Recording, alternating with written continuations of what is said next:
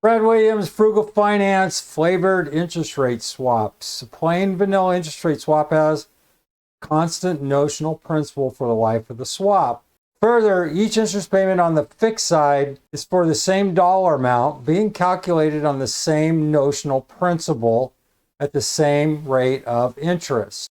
While the floating payment may vary due to fluctuating interest rates, it is computed on the same notional principal in each period. It is possible to extend interest rate swaps beyond the plain vanilla structure by altering the characteristics of the notional principal or the payment derived from that principal. In an amortizing swap, the notional principal is reduced over time. This means that the fixed interest payment becomes smaller during the life of the swap, and the floating payment does as well, at least if interest rates are stable, because mortgage principal is generally amortized. An amortizing swap provides a useful instrument for managing the interest rate risk associated with mortgages. While the notional principal diminishes in an amortizing swap, it can also be scheduled to increase.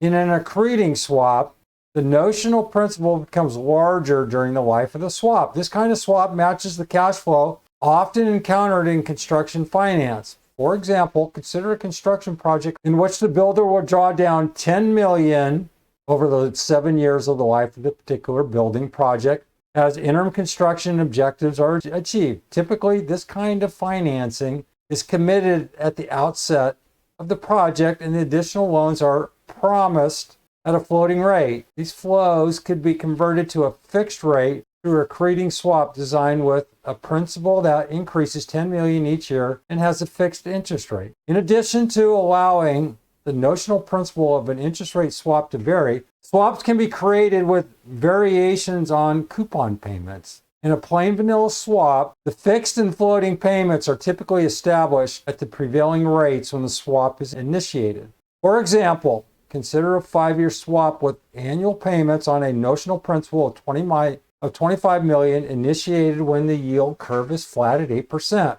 In this situation, one might create an off-market swap by setting the fixed payment at 9% and the floating payment equal to SOFR. In this example, the pay-fixed party has agreed to pay a higher rate over the life of the swap.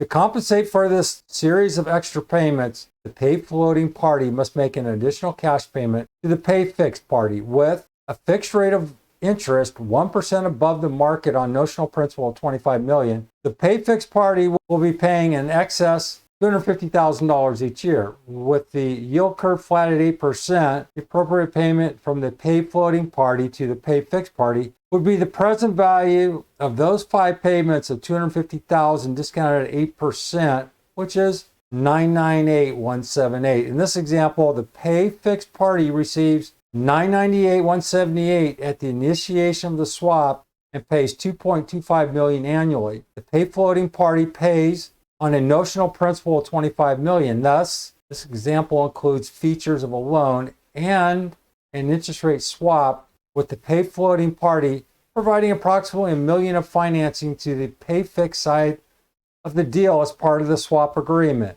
Does that make any sense whatsoever, and what would be the motivation to do that? Comment. A forward swap is a swap agreement in which the parties agree that the cash flow will begin at a date in the future.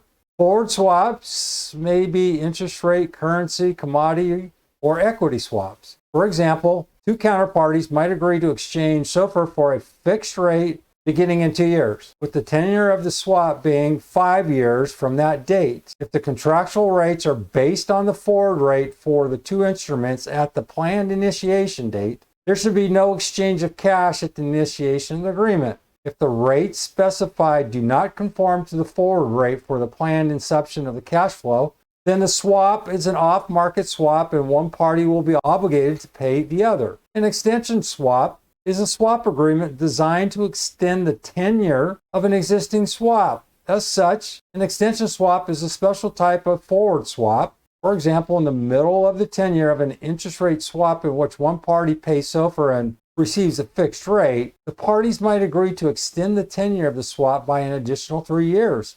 If the agreement is initiated based on the forward rates for the date of inception, that is, At the termination of the currency swap agreement, there should be no payment at the time the agreement is made. As we have seen from a plain vanilla interest rate swap, one party pays a fixed rate of interest, while the second pays a floating rate. In a basis swap, both parties pay a floating rate of interest, but the payments are computed on different indexes. Let's assume that the 3-month SOFR currently stands at 6%, while the 3-month T-bill rate is 5.25%. In a basis swap with a notional principal of 100 million, based on these two rates, one party might pay the T-bill rate plus 75 basis points, while the second party would pay SOFR. Although the T-bill rate and SOFR tend to move together, the spread between the two rates does change with the perceived differential in default risk between bank obligations and U.S. Treasuries. If the rate widens, the party paying the T-bill rate plus 75 basis points will win. If the rate narrows, the party paying SOFR will win. For example, assuming annual payments on the 100 million notional principal, both parties expect to pay 6 million annually. If rates rise, but SOFR rises more due to political unrest, perhaps rates might change to a T-bill rate of 5.5% and SOFR rate of 6.4%. With these new rates, the SOFR payment would be 6.4 million, while the T-bill would be 6.25 million, leaving a net payment of 150,000 per year for the SOFR payer. Another kind of basis swap is a yield curve swap. In a yield curve swap, both parties pay a floating rate, but the indexes differ in yields. For example, one party might pay based on the 3-month T-bill rate, while the other party might pay based on a 30-year bellwether bond. Assuming that long-term rates are initially above short-term rates, a flattening yield curve would benefit the party paying based on the 30-year bond, while a steepening yield curve would benefit the payer basing payment on the short-term index. These yield curve swaps are sometimes implemented as constant maturity swaps. The Federal Reserve Board maintains yield series for Treasury issues of various constant maturities, such as 5-year or 10-year constant maturity T-notes. The yield curve swap could be implemented by using constant maturity series as an index for the rates in a yield curve swap. For example, one could swap 3-month SOFR against the 10-year constant maturity Treasury index. A yield curve swap represents a technique that might appeal to financial institutions,